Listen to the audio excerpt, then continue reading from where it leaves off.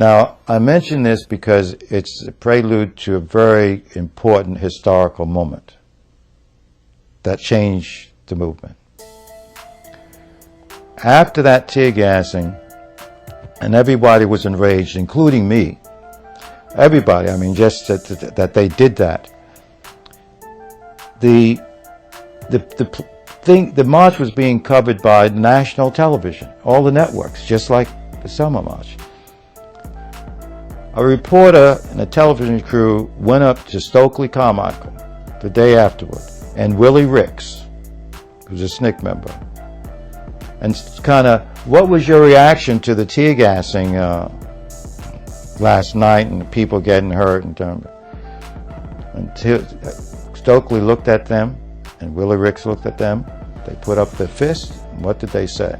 They said, "Black power, black power, black power."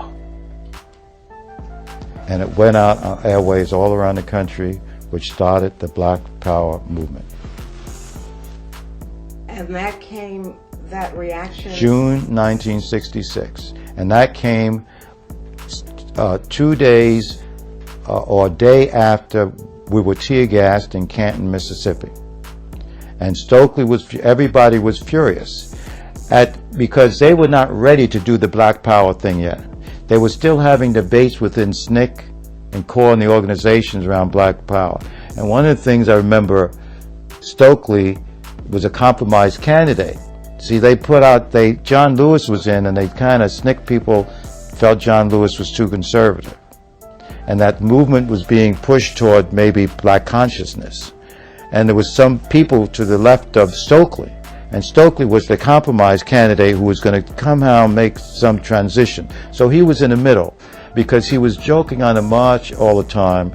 He would see me, and he would joke with me when he'd say, "Oh, there's Poussin, the father of black nationalism." You know, what are you talking about, Stokely? Like he's spinning around in his head, which way to go?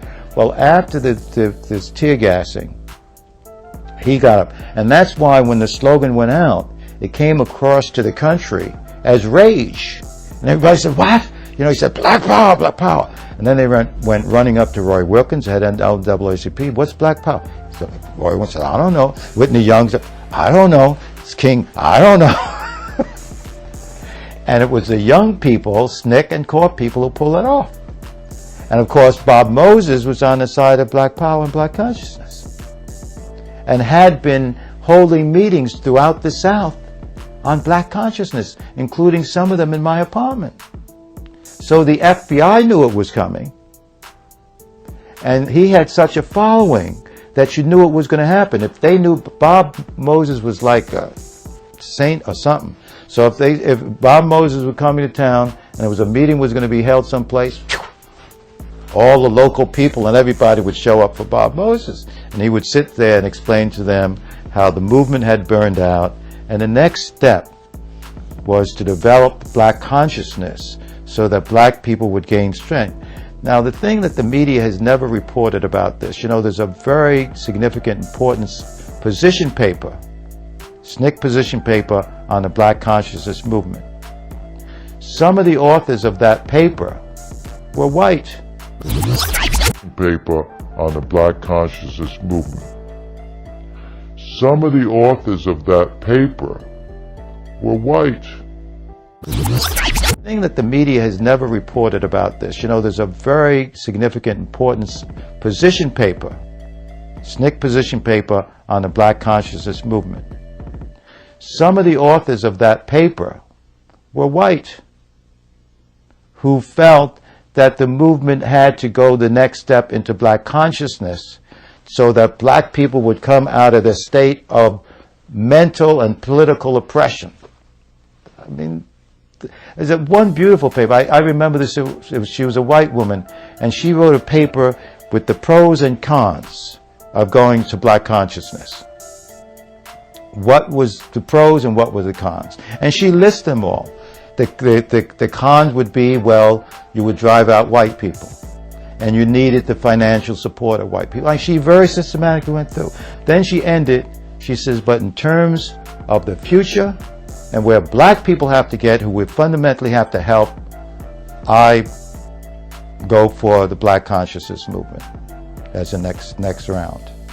And so in a sense, she, as a white person, was more ready for black consciousness to come forward than some of the traditional civil rights leaders. Right.